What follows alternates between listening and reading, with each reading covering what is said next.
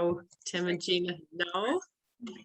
And I'm going to mute everyone. And when you have questions or the discussion starts, you just unmute yourself. And Tim and Gina, you will have to unmute yourself to speak. Let's see here. Hey, so welcome everyone. I have, oops.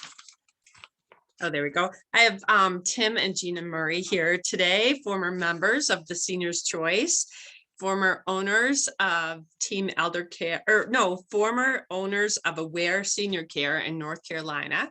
And now they are owners of Team Elder Care Consulting and CINCH, which they'll tell you more about.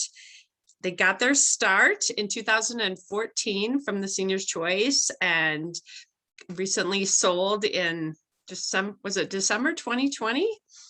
But I'm going to have you go ahead and tell a little bit more about yourself because you have a great success story, and they're going to speak today about how to create a recurring revenue stream from community care. So I'll turn the time over to you guys. Well, thanks a lot. It's awesome to be back with the family. We have nothing but admiration and great thoughts of appreciation. Yeah, for the relationships built from 2014 with TSC, you know, learning from people and then contributing. And Stan, I saw you on the call. I still got a picture of Petaluma from the graduating class of 2014 at your place. Yeah. So a lot of great. Well, listen, this is interactive, okay? We want to share our experiences. This is real life. This is real stuff, and it's real money. And we took our lumps like everything else. When you jump into something you have no clue about, you adapt, you change. So we wanted to share all that. We're not going to show you a lot about the software. We'll just talk about it. We mainly want to have a discussion with you guys, especially those who've delved into it. So moving right along, we're going to share. You saw what this is all about. We're going to share some of the things we've learned. The great thing, I'm going to sit down. Gina's going to mainly run this through because she is the subject matter expert. And what you find is when we got into community care in 2017, we realized the technology. And at that time, we started with Generations. We moved to Clear Care. And Clear Care does not support. They have a module called community care, but no offense, it doesn't work well. And luckily, with my technology background and connections, we decided, Gina basically said, we're not doing this unless you can support me from a technology standpoint. So we built technology, and we'll share a little bit about that later on. So at this point, we'll just give it to Gina and kind of just give you some background, and then please jump in with questions if you've got questions, so we're not putting you to sleep. Yeah. Right. So when Tim brought this to me and said there's, you know, a community that wants us to consider being there, I'm like, why would you even do that? We have a hard enough time with home care, but it does give you a solid recurring revenue stream. There's so many fluctuations with home care. You lose a couple 24/7s and your numbers tank. So it made a big difference. We also found once we got in there, you have that immediate referral source. Client goes to the hospital, wants to come back to their apartment. You're the home care agency that's providing the 24/7 or the 12 hours a day. And that spreads. I mean, it was really a tremendous referral source. It also gave us a chance. Our first community was not the most affluent community. So these were folks living in their apartments. Their dining services are taken care of, housekeeping's taken care of, laundry. But they just needed a little bit of help. And many of them couldn't afford to go to assisted living. So our embedded home care there, half an hour in the morning, half an hour in the evening, let them stay independent and in their apartments. So I'm gonna interrupt really quick. Will you describe what community care, what okay. is just apartments? So it wasn't assisted living, or describe what the places are. Sure. So it's independent apartments. So it can be an apartment building that's strictly an apartment building. We have many independent living, they call it ILs here, where the seniors live there. Their meals are included. Sometimes it's all 3 meals down in a dining room. So they meet for communal meals. Might be one meal, might be all three. They have housekeeping services. Some include linens and towels. It includes laundry. They have activities like they have bridge programs and trips. So it's kind of like assisted living with no services. So there's no personal care. And are they connected sometimes to assisted livings? They can be. So Okay. some of the bigger ones that we serve, like Walton Wood, they have an independent part and they have an assisted living. Okay. So before they want, the clients don't want to move from their independent apartments, they'll have community care, a little bit, couple of visits a day. Our communities that have both independent and assisted had a threshold. You know, when you need so much care, it's time for you to move over to assisted living. Mm-hmm. Now, the beauty of that is our assisted livings around here are full. So our clients in independent living, they would have to go from our community care and flip to like 24/7. So it was a great recurring revenue when you built the relationships. So for the independent senior apartments, there's big Hawthorne and Holiday properties. They aren't connected to assisted living at all.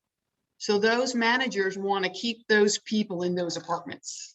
So you get in very tight with the community staff. How do we make these people stay successful in these apartments? And they don't. Will you talk about how, and I don't, you might talk about later, but sometime talk about how you got in with them, because that's a big thing too, right? How did you do that? We have some best practice tips at the end, but to emphasize Gina's points, guys, you know, I specialize in marketing and sales. It's very deep in my background. Your ideal profile is to find a community that's just IL. Those are your best ones. There is no other show, and they want to keep those people as long as possible. Our experience when we started up a new beautiful community, Walton, which is the combination IL, AL, and memory care. When their census are low, they have a tendency to move people right away to AL, and they're not opportunities. We found we didn't get a lot of business from our short-term care. We did, as Gina said, for the referrals, go to the hospital, stuff like that. So your ideal profile is to find those standalones. I just wanted to mention that when Gina mentioned it. Okay. Right. That's so just as a picture, you know, your traditional home care, one caregiver, one client. Occasionally you'll have a couple, but it's really a one-on-one scenario. And the visits are usually hours, 2 hours, 3 hours, 12 hours. So community care, you'll have multiple caregivers and they're serving a whole lot of clients. Our number of clients in our communities would range from like 20, you know, we had a very large one that had 85. So in the 85 community, there were 7 caregivers working in the morning. So the caregivers are assigned to a shift, 6 a.m. to 2, 7 a.m. to 12. So based on where the client's visits lie, and I'll show you as managing it, it's really important that you guide where they go. So the caregivers come in and they clock into the community. I'm at community A. So I'm clocking in at 7 a.m. and I'm going to work till 3 p.m. So as the agency, I have to give that caregiver, here's your schedule. You're going to start with Mrs. Smith in 103. You're going to be there for half an hour. Then you go to Mr. Jones at 7:45. So they have their shift calendar, what their work hours are. And then it's the agency's responsibility to give them their schedule for the day. So we'll show you a picture of what that looks like, because that's what, when we were 217 looking at all the softwares, whether it be ERSP or ClearCare, and we looked at it, none of them gave you that big picture to look at an XY axis and go, here's my day, here's how many caregivers, and here's the clients. So you can easily see where the gaps are and so forth. So we'll show you that. But you got that doc. We wanted to give you that doc. I'll let Gina. This is kind of the similarities and the differences between traditional and community care. So they're similar in the way that it's the same focus. It's trying to keep people independent as long as possible in the homes that they love. And basically the documentation is the same. For North Carolina, we're highly regulated. You have to have an RN to do the assessment and write the care plan. It has to be resorted every 90 days for personal care. the aide has to be given specific tasks. There can't be any leeway. They have to be given what exactly they're going to do during that day. So your documentation is the same in community care. So the big difference is, instead of one-on-one, they're running around. They're going from apartment to apartment. So therefore, we found out you had to have different personnel. That aide that wants to go sit for 12 hours one-on-one with a client is likely not going to enjoy community care. They don't want to be moving around. The care is usually less physical care. So our community care aides, they're on the younger side. They enjoyed the technology, like running around. They're very social. They knew the residents who weren't clients of ours. And that's how we got many of the clients. Hey, Mr. Jones could really use some help. And they worked as a team. It was really important. They worked as a team because you can make these lovely schedules, but let's face it, life happens. And instead of being in with Mrs. Jones 20 minutes, I was there 45. So I got to be able to have my teammate come and help out. And can you pick up this visit? So it's a lot of teamwork. The aides aren't worried about losing their hours. You have a 24/7 client, they fall and break their hip. You have a great team, and now you got to find a new client for them. So they're like, I work these shifts, I'm set. I don't have to worry about losing my hours. They really enjoy seeing lots of different people. That's their personalities. It's different. Yeah. A lot of teamwork going on. Yeah, what you just said, guys, because in recruiting, the personalities we found, just when we took over property, one of the biggest property we took over, and the previous agency was just crashing and burning. But one of the kind things they did is said, look, all our caregivers, if you want them, that's okay. And when we interviewed them, you never know until you get them into it, but some of them didn't work out because some of them didn't have that team attitude. It was like, I got my stuff and I don't care. No, that doesn't work. You want people that they're part of a team and they'll help each other. And our software, or at least what we designed, is they all know where they all are, and they text message saying, hey, I'm in room 105 with Mrs. Smith. I need help. Oh, no problem. And a caregiver, one of their teammates would come and help them out. So it's a very different personality. Team likes fast paced because this is a little bit faster pace than your normal model. Okay, let's see. Okay, that. So to do it well, because we started out, I couldn't fit it into generations. There was just no way to put all these tiny visits. So I had spreadsheets, and then I ended up having to do paper task sheets so that they could have the task sheets for the client to sign off. And so it's really, really important to do this well. You've got to have an overall picture of the client's schedule, because you need to know when to add caregivers. If they're all maxed out and you get a new client that comes in, basically we weren't allowed to say no. So we would have it. So we had a lead caregiver who was kind of our point person there, did not have a full schedule. And as her schedule filled up, we would bring in another aide to work a morning shift or the evening shift. So you really need to keep an eye on it. Your tools, you have to have the ability to make changes to the tasks the caregivers are doing, just like you can in all the software that we currently have, ERSP, Clear Care Generations. The admin staff, or if it has to be a nurse, can make that change in real time when the care plans change. It's really important that they can help each other. We had our caregivers use the Slack messaging, because in our communities, you can't use cell phones. You don't want to see the aides walking around on a cell phone. You don't want to see them texting each other. So they have iPads, and they messaged each other. And the aides can see each other's schedule, so they know where each other are in the building. They can say, hey, I know you're down on the first floor. Can you pick this up in the dining room and bring it upstairs to me? So it really makes a big difference. What did I say? Oh, having the ability for the client to see the client visit that's not on their schedule. So if I say to you, I need you to go into 202 and help me, you need to be able to see that schedule in that task sheet. So it's like, it's not handing off a piece of paper. The big thing that we found when we were trying to figure out if we were profitable or not, because as TSC will tell you, you have to know your numbers. To run your agency well, you've got to know your numbers. So you got to be able to see your gross profit and the utilization rate. But if you have an aide there in the building for 8 hours, but they're only actually working 2, you're not going to be profitable. And you can't, we couldn't calculate gross profit or utilization through our system. Well, it wasn't easy. So when we designed Cinch, we made it real easy. And you'll see we actually have a homepage where it's real time, staring you in the face.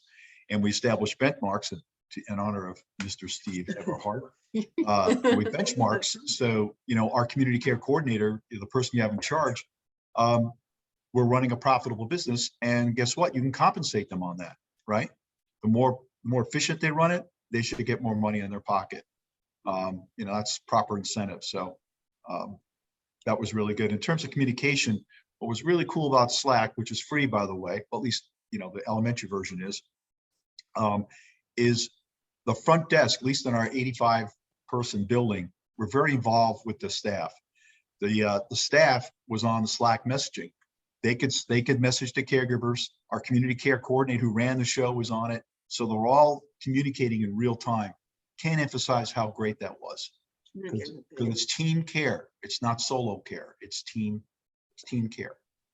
So we got one more because Gina had a lot of points. And sorry. But we have a lot of tips. Oh, did you skip one? No. Oh, go back. Yeah. There you go. So best practice, how do you do this really well? I think it's really important. What we found out the hard way is for your community is you need to create an orientation for your staff. And I mean, things like, where do you park? Where can I buy a meal there? These are things that sucked up so much time when a new person would come and go, oh, why are you wearing that? We can't wear scrubs in this building. Create a really detailed orientation so they know what to do. And that's before you even get to the care plans and taking care of the clients and all. And great communication with the community staff, the managers, the dining staff, housekeeping, and the home health, the partners that work in there too. So communication was really, really important. I think just to the point in orientation, guys, we, before we let any caregiver actually start working, they would be required to go through this training and shadow and really, really understand how all this works before we're just thrown into the fire.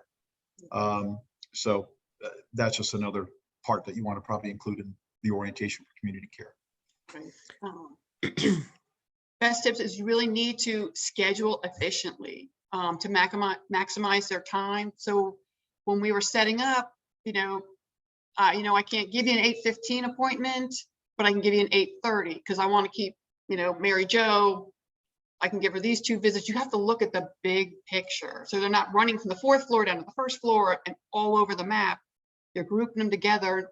And sometimes you have to get in a negotiation with the clients and say, I realize you want this time. This is what I can give you to maximize your caregiver's time. And then it's really important that the caregivers give you feedback. We would meet with them and they'd say, do you know you have me running all over the place? I'm like, well, you're going from 119 to 120. You're like, well, 119 is at the end of this hall, 120 is at the, like, oh, so sitting, talking to your caregiver staff, get feedback, because I know a visit with Mrs. Jones really will only take me about 10 minutes. And Mrs. Smith might have the same length, and that's going to take me 45. Get their feedback. And then again, just like traditional home care, got to know your numbers, because at first we were not very profitable at all. No, we're just learning the ropes. But on the schedules, you'll see Gina will probably talk about, there's a staff model for this that's different than your traditional home care.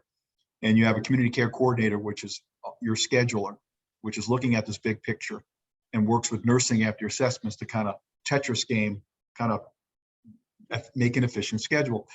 Well, real cool thing, you also have what we call a lead. You'll take one of your caregivers, typically a CNA or a senior caregiver, which is the lead for the shift. And it was really cool. Each, the morning shift, 15, 20 minutes prior to the shift, there's a team meeting. The lead would go over before all these caregivers got their iPads. It was like ready to go into battle.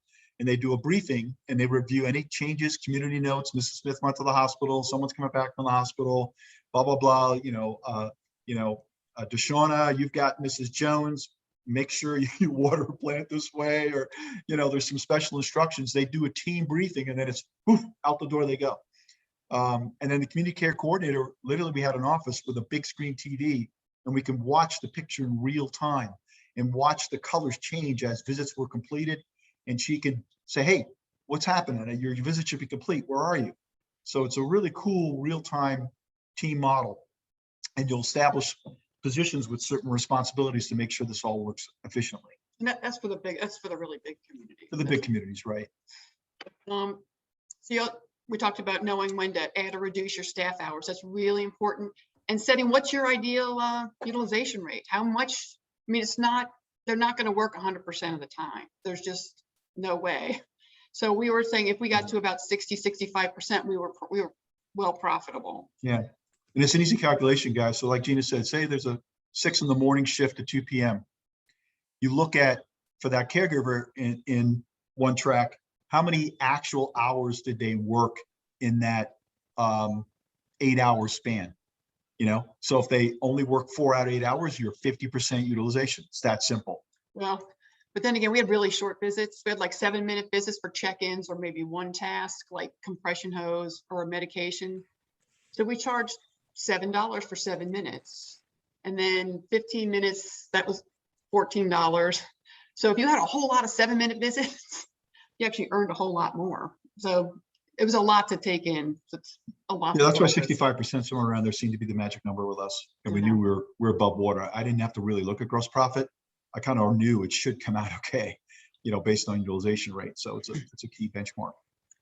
So and make sure when you're starting out that your rates are high enough. So that's not for, so they might balk at $17 for a 15-minute visit. So we would show them big pictures because the alternative for them is moving to assisted living. I mean, the folks that needed the help, they needed the help. They couldn't dress themselves. They weren't remembering their medicine. So the alternative was moving to assisted living because any other home care agency is not going to come in for 15 minutes. They'll come in for maybe an hour. Most of them had 2-hour minimums, which was going to cost them more than that. So we would give them the big picture, having the care coordinator point person. When we first started out, we just had a lead. We didn't need a care coordinator. Once we had 3 communities, we had a care coordinator over 3 of them because she could kind of work it kind of like an office person.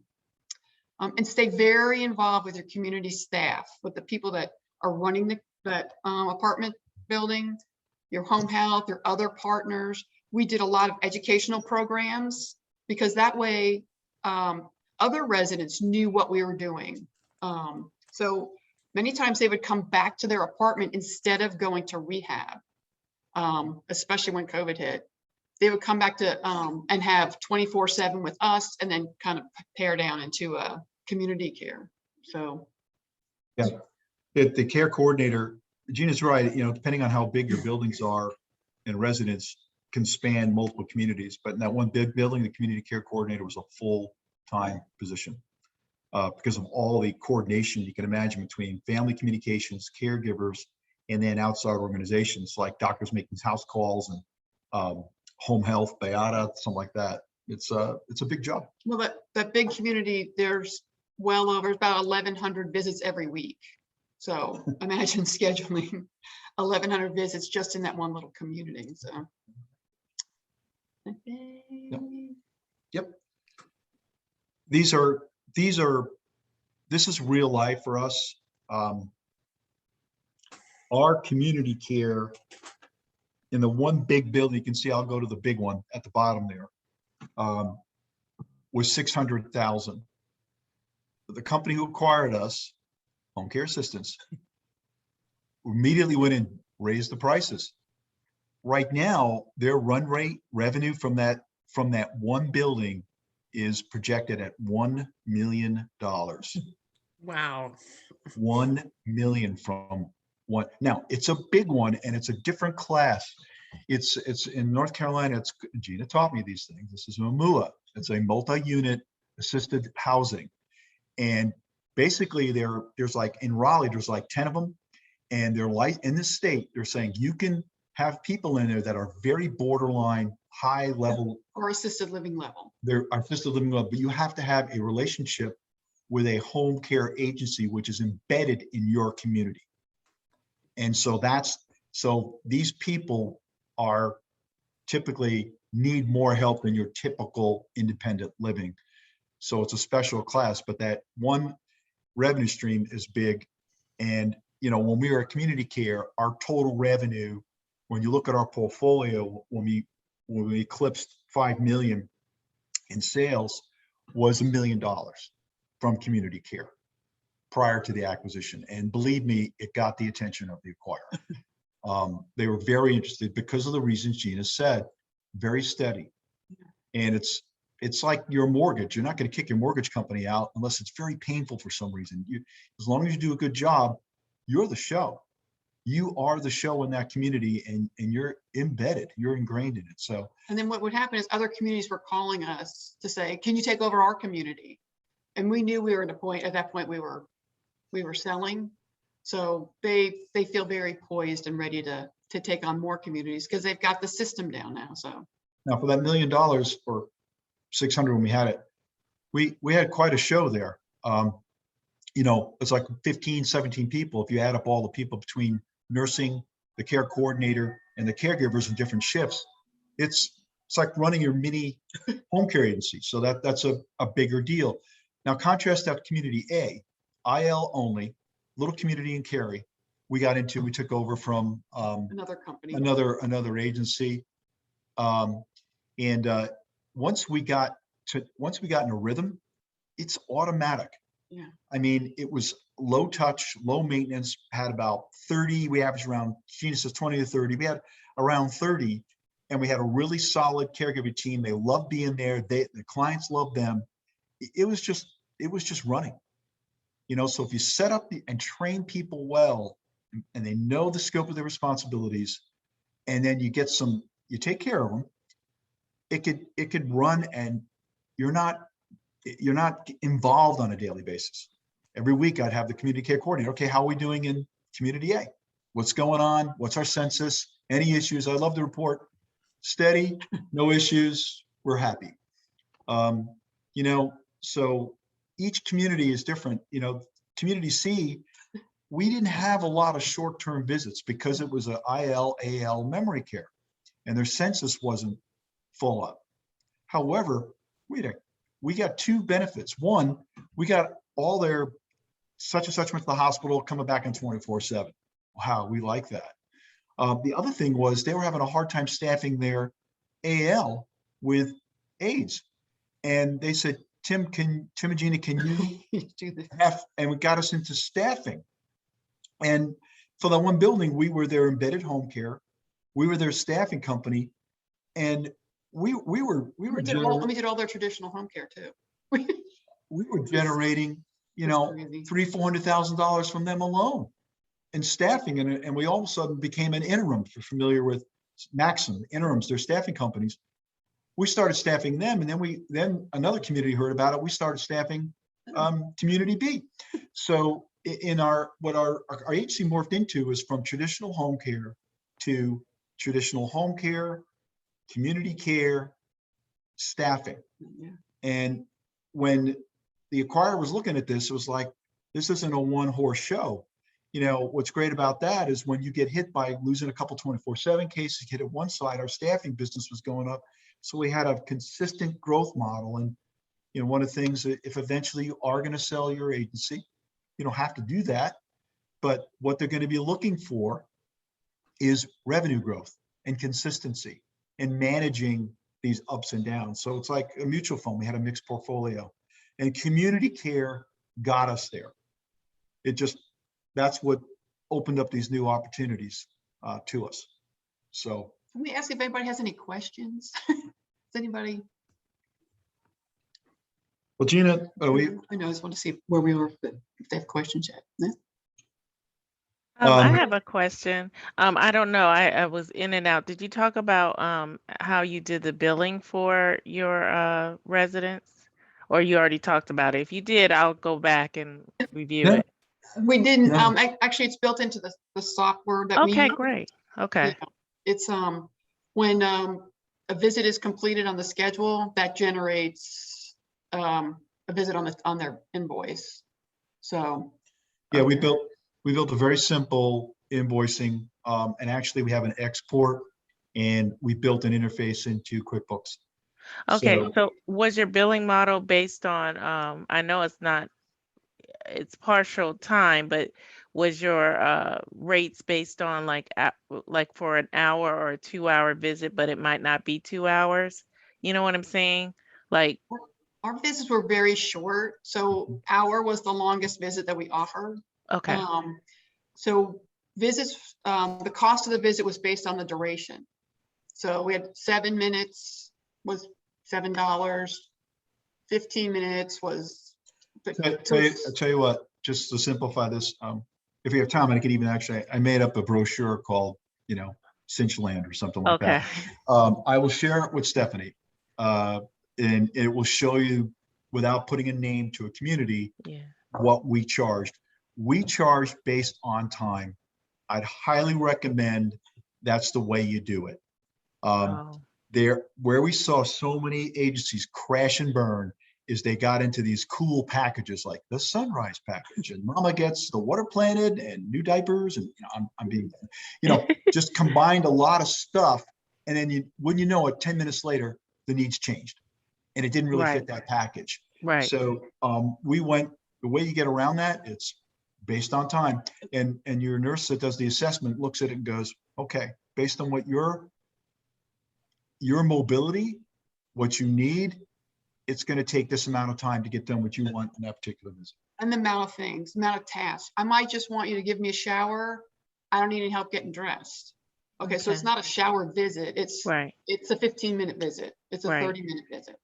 Because then we So- would come back and go, you need 45 minutes for your shower because they can't finish this Right. list in So 30. your technology tracks all the time. Right. Okay. The visits are placed in as time, Okay. 7:30 to 8 o'clock. Okay. Yeah.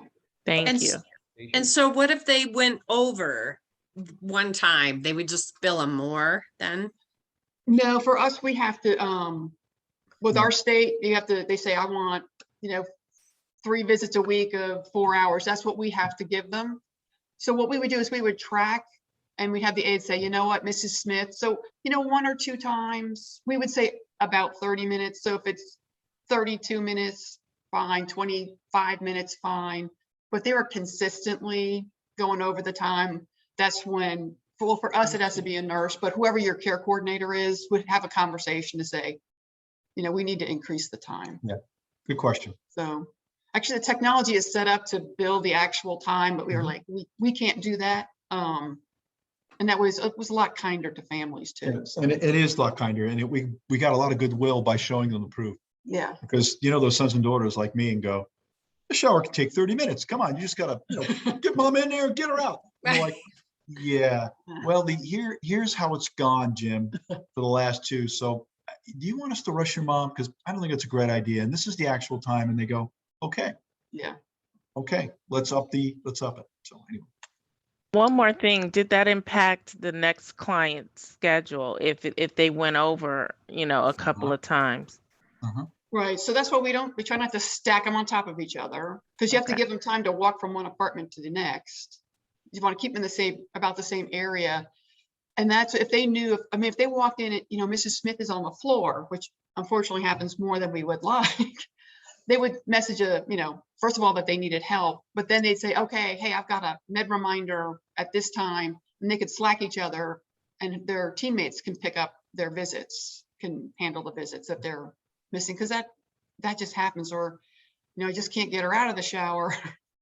So that really helped with emergencies and actually real life. That's So we probably got about 5 more minutes of content because we wanted to leave enough time for some great questions. And we developed technology, and the purpose, we wanted to listen, we wanted to have a conversation with you guys, not kind of like, here's all the technology. So Jean's just going to give you a couple of snippets, Yeah. and then we'll open it up for our Q&A. So our technology lets you see the whole picture, and you can drag and drop to make changes. So they're on caregiver 1 and she's filling up, you can drag and very easily drop it. When the aide opens up the schedule, she just taps on the visit and that opens up the task sheet. All the aides can see all the visits. So I might be caregiver 1, but I see where caregiver 2 and 3 are. That's why if caregiver 1 says to caregiver 2, can you go do this visit? She can, if she can tap on the visit, but that's not assigned to her, and it still documents that the person doing the visit did the visit. It's gonna, you need to understand your staffing levels and your profitability, be able to run easy reports, just like your traditional home care does. And the biggest thing is we did it to work with your home care. It, yeah, what is it? Quick care? No, to add on, it's like an add-on. It doesn't replace. Well, it doesn't.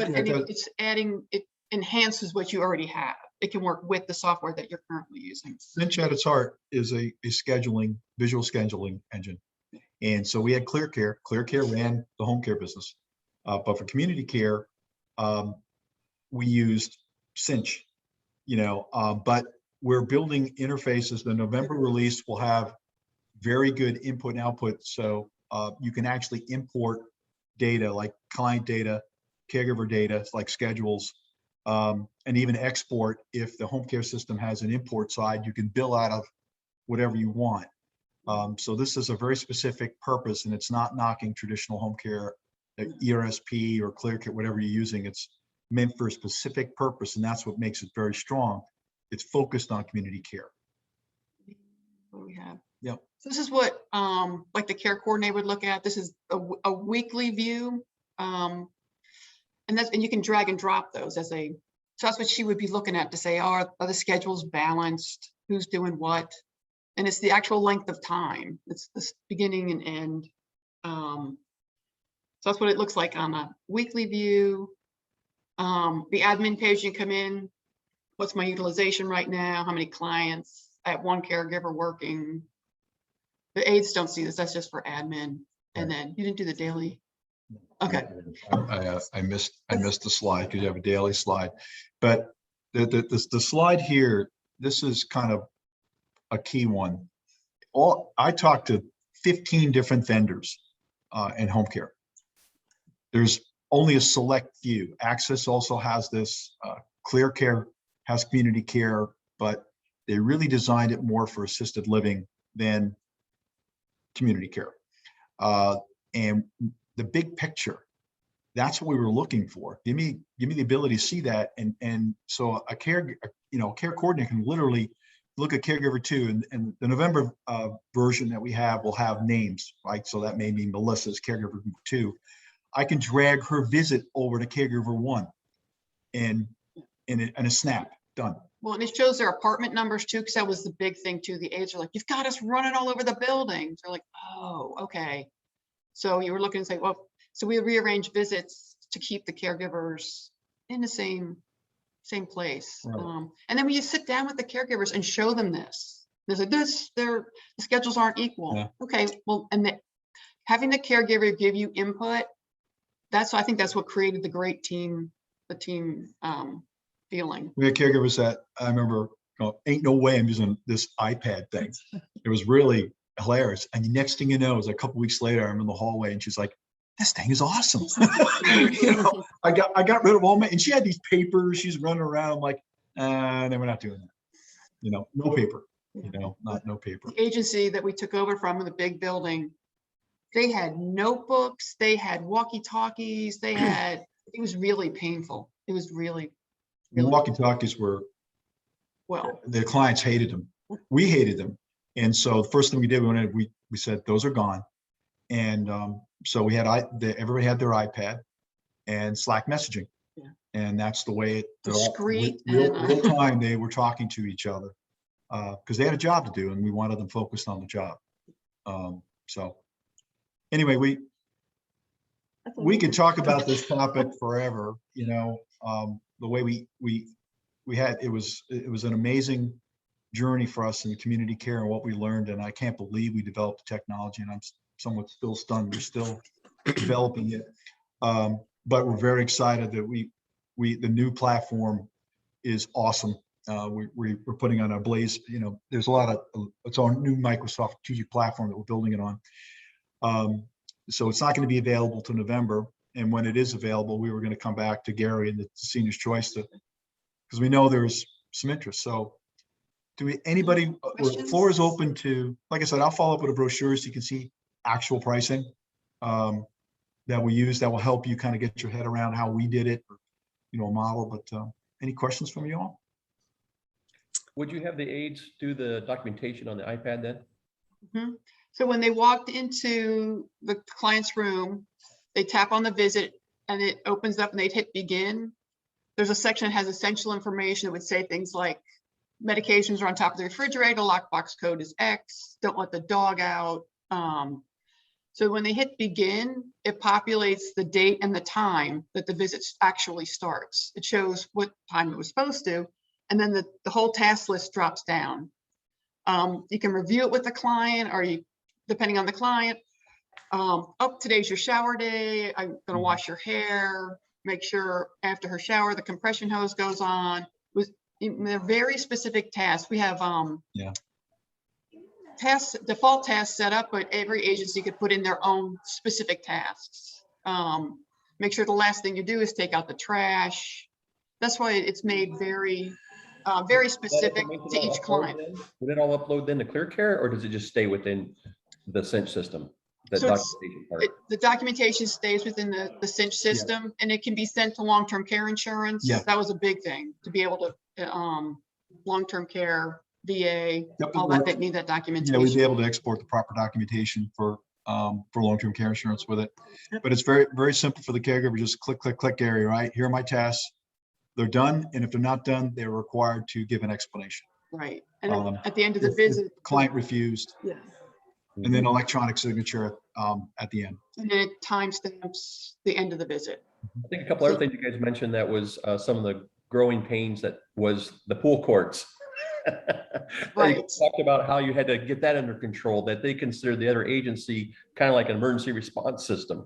And you guys have now seen the emergency response system, and you had to, do some things there to straighten that out, which is a great lesson for anybody listening that is doing community care, thinking about going into community care, that you're going to be a first responder at all these, Right. I can't open my can of peanut butter. Can you come over? No, I told Gary some funny stories about, remember, this is COVID times, guys, so.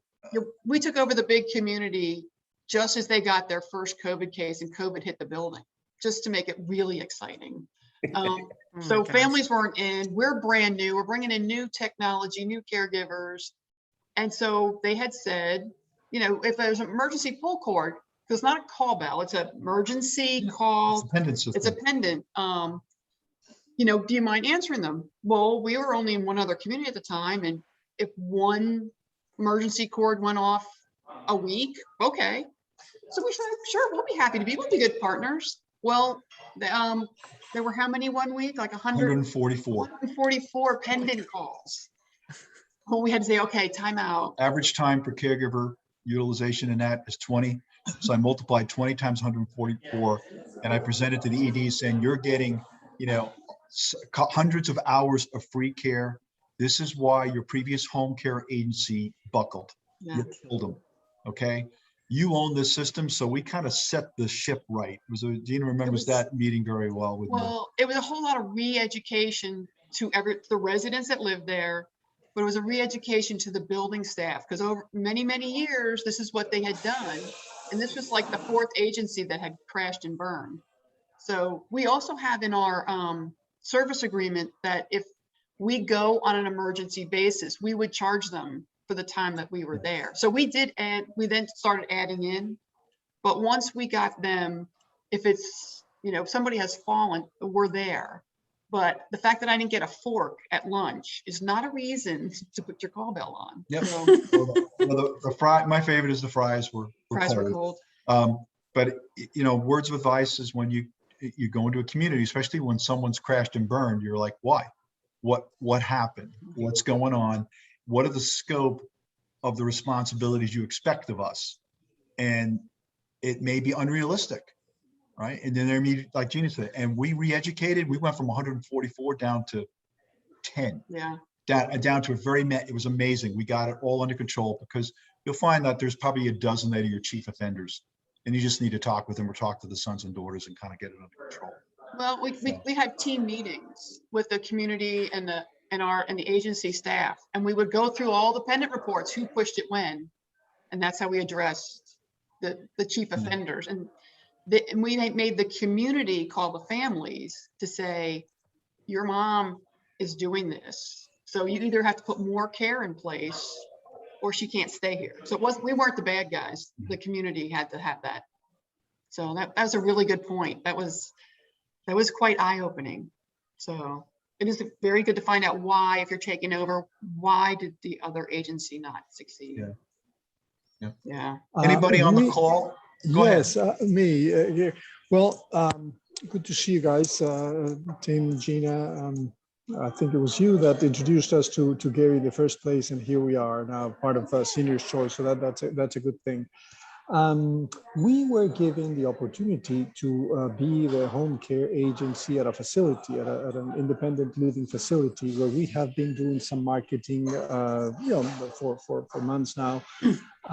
And they wanted us to use an office space that they had free, probably allocated for that. Yep. This sounds like it is new to them, and it clearly is something new to us. So both sides may be sort of coming here with either the wrong expectations or incomplete expectations. And so it sounded to me like they wanted someone to take care, they wanted us in an office so that all their residents, and I think they have over 100, would come and sit down and chat with us. The things that their staff was just up to their head and said, enough, we'll bring somebody in that office, you can talk to them, type thing. Mm-hmm. And of course, we wanted to find how to control that. From this session, I gather that this is a different approach than just complementing this to your home care. It's almost as if it was a side business in its own, and I think that's the great take home for me from this session, and we'll approach it that way. Yeah, because we've had that too, where they think someone's going to be sitting in the office. And so when I turned and said, but they're not generating any revenue.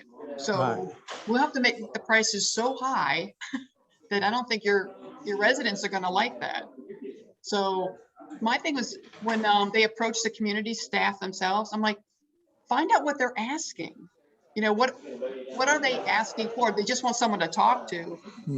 That's not us either. Yeah. We did it is a different business, and when you go into a community, you're wise to do a presentation about, hey, here's what we do. Here's how we work with home health, the community, doctors making house calls, whatever. Here's how we all work together in your care model. But you set an expectation that we are not the school nurse.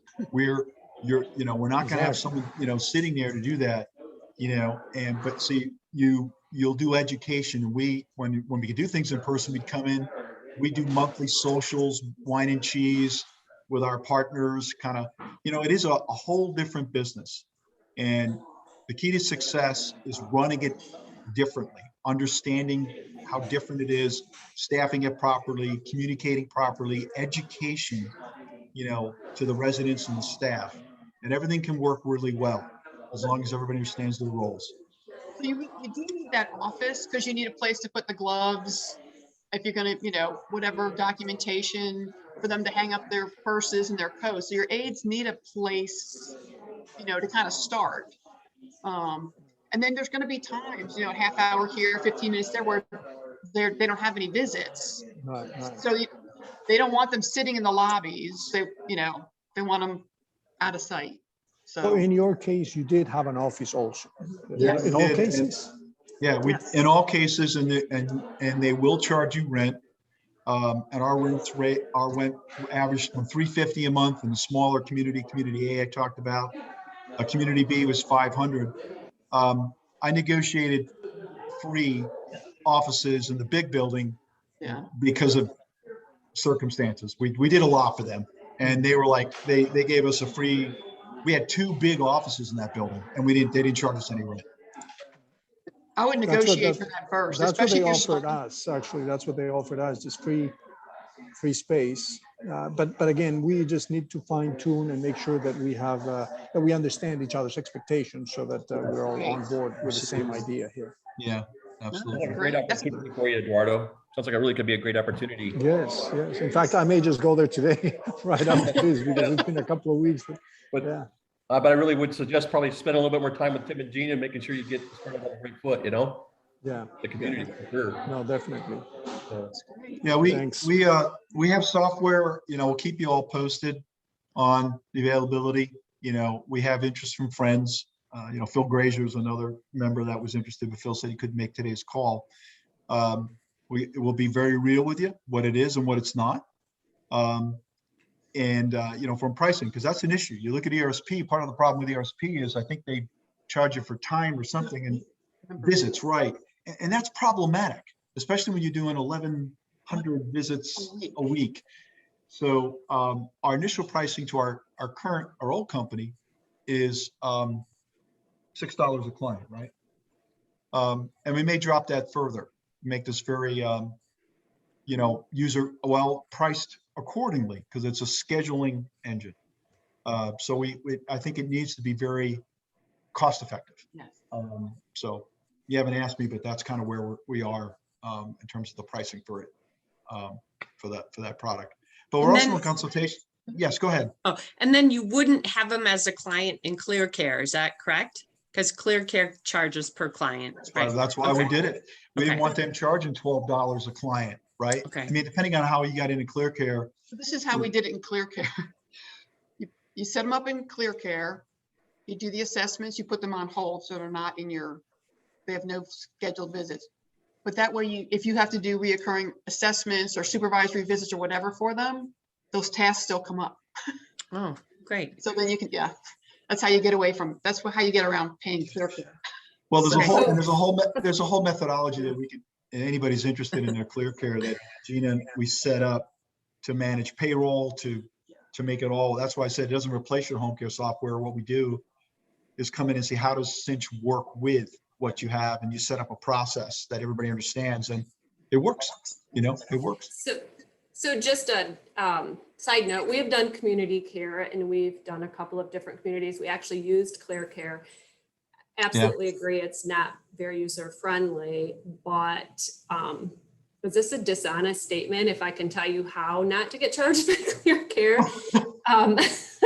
So we use the community side of ClearCare, and if you use the community side of ClearCare, it charges you not per visit or not per client, but it charges you a percentage of. Oh, they switched to that? They finally did that.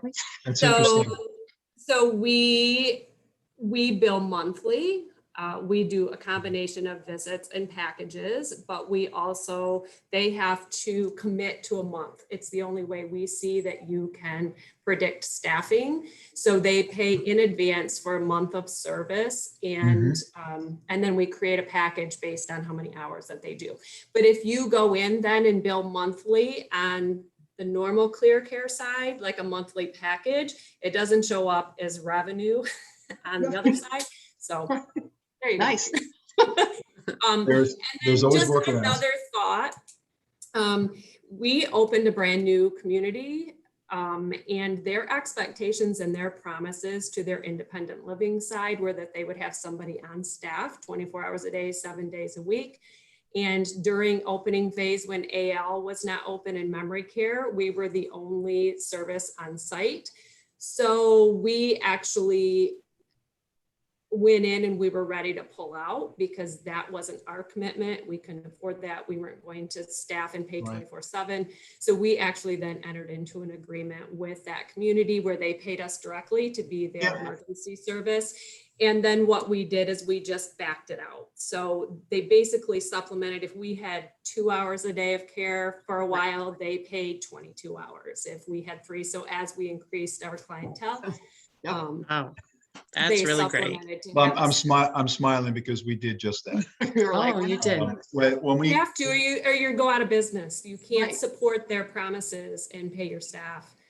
that's right. That where it came into play was the dependent system. They didn't have a solution initially. They said, so here's how it's going to work. You're going to pay us. And then as soon as we get this under control, you can back it out. And that's exactly what happened. So well done, Carrie. yeah, way to go. Well done. Thanks. I'll give Tim some kudos too, even though he's not here. Okay. That was my big question, like, how could you afford it starting out? So, Right. yeah, that's great. The communities did that. And so Yeah. it also sounds like there's several communities that had other agencies doing it already and you took Oh, yeah. over some. Yeah. That's We just- the normal yeah. situation that you're going to find. Yeah. Every IL has a relationship with a home care agency. They just do. They have a relationship, but they don't have them like what you did. Right. So if you could present something like that to them, that's right. I keep thinking how you could get it started and how they could, Yeah. because ours, they would refer to like 2 companies, and they wouldn't give it all Yeah. to us, but and so I guess if you present something like that, then it's a little more advantageous for them. Yeah, well, I have the whole presentation still in my head. We did to Waltonwood, and the Singh families in Michigan, Virginia, and here. They have very elegant properties, and we were up against right at home, the big guys. And I went in with our presentation. First thing is, you remember Seniors Choice. Quality is your first. You need to establish your good home agency. Quality, that's where Home Care Pulse comes into play. We were winning awards, so we presented ourselves as a proven quantity. But the second is we use technology. That's just my background. And honestly, that's what they focused in on.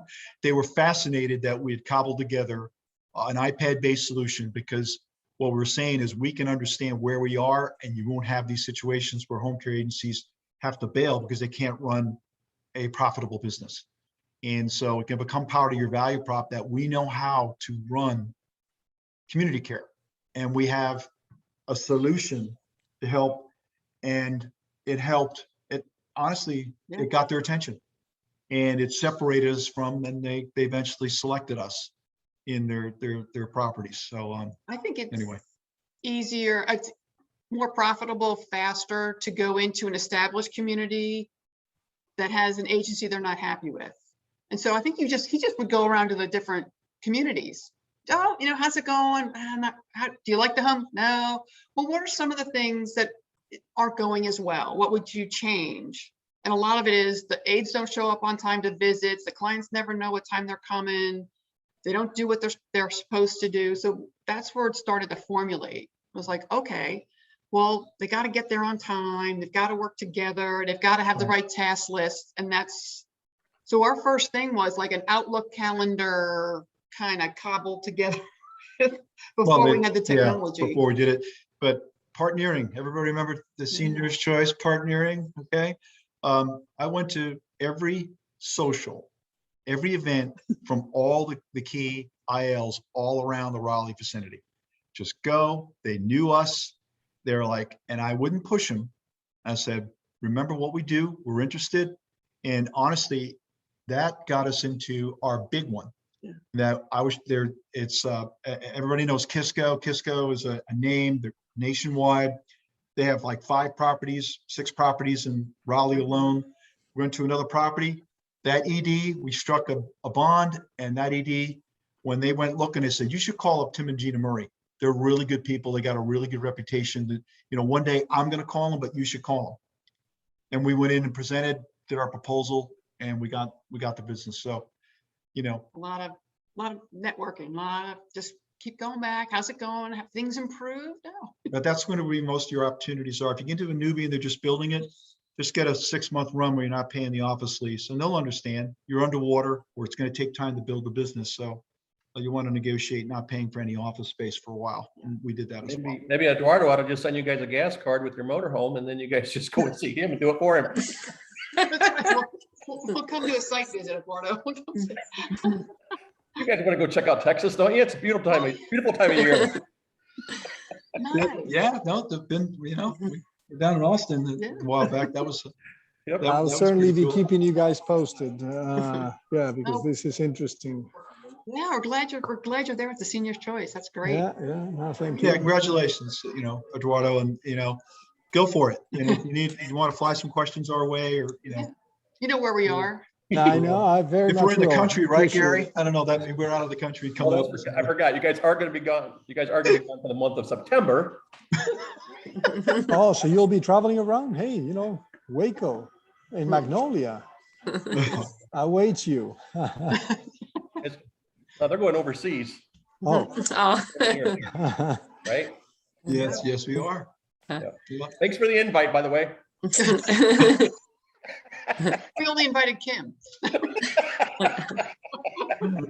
know how many times I hear that? Good one. That was a good one. I like that. Oh no, we invited Gunner too. Did you? That's Gary and his daughter's dog Gunner. It's an awesome lad. Awesome dog. So there are a couple questions on the chat. Can you guys see those? I see one. I see one chat and it says, It's, can I have the fee schedule for the software? Yeah, right now it's $6 a client. But I'm going to be reviewing that, and I want to be as aggressive and cost conscious as possible, because we know how it gets expensive. So we may even lower that, and I may even look at a price model that's based on revenue or hours, because that makes sense. Because we all know, my bone to pick with Clear Care when they're doing community care, and they're saying, we're going to charge you $10 a client. I'm like, you're crazy. A client can have 2 15-minute visits during the week, and you're going to charge me the same for a 24/7 client? That doesn't make any sense, right? So I'm going to look at that, and we may most likely have a hours or revenue base, so you can get in really low and be paying peanuts. Yeah. But then as you grow, okay, we both win. We get more money, you get more money. So I'll be seriously looking at that model, see if we can make that work. there's another question that says, what if service required by client went beyond personal assistant into medical care? Well, to us, whatever tasks you put in, that's your task. So Aware has their nursing license on top of the home care. Yeah. So we could do things like pill boxes, injections, wound care. And so we just put those tasks in and set up different prices. So you could, we have it set up like for the nurse visits, we would just put in like the cost of the nurse. So it's kind of hard to explain, but that way you could charge a $75, and it didn't matter how long it took the nurse to do the wound care. That was a $75 visit. Yeah. So and Stephanie, I'll send you my Cinchville brochure, so everybody can have that, kind of see how it's, and I think we even have nursing services in there as well. Oh, Okay. good question, Stan. I've got a couple of questions. So when this all started, like I remember when we first started our business, it was 24/7 and it was craziness. So question one, did it start out like that? And then when did you find peace? And then staffing, or if you ever did, because I'm not there yet myself, and then staffing, like this is a different type of caregiver. So did you go different places to find your staff? Because it sounds like you then needed a lot more people too, and then coordinators. So throwing it out there, 2 questions. Yeah, so it's definitely the different type of staff we advertise for that. So we were like, this is, instead of saying this is a one-on-one client, hey, do you like to move, do you like teamwork? Do you like this? So we deliberately recruited for that type. So that's why when you have more than one community, the more communities you have, you get a bigger pool of the same type of people. So we would have them cross-trained at different communities too. So made that very interesting. That's a whole separate, even in San Diego, we built a presentation about caregiver recruiting that we shared, but we pushed Indeed to do virtual hiring, believe it or not. And we did webinars during COVID-19, and it was really cool where you can have them sign up virtually. And this gives you a lot more power recruiting, by the way, because we have more positions with different responsibilities, and caregivers go, oh, I can I can work in a community and I can do one-on-one care and I can be staffing. And now you have a lot more to offer than your competitor. And we found this to be a separating factor. We focused on Indeed. That's where trying to do my CNA jobs or doing, that our budget went from like 300 a month to 1,000 at one point on Indeed. We did other local things, but Indeed was our primary tool for recruiting. But honestly, your caregivers are your best referral source. And came up with a really great bonus system for them, gave them big time incentives. We did a lot of things. That's a whole big, great question. We I found, think you bounce your staff around, right? Much from private duty home care into the community care, right? The community care people, you pretty much kept them in community care. And you pay them a little bit more money than the ones that paid more. And right. we also found that we had home care aides that worked on our home care, right, traditional side, had friends who either worked in ALs and wanted that type of job. So they wouldn't have referred them to come to the traditional side, but they're like, oh, you know what? You're doing that community care. I've got friends who do that. So. And the question about peace, I mean, that's a whole, right, Gary, gosh, how many heartfelt discussions we have about get your life back, right?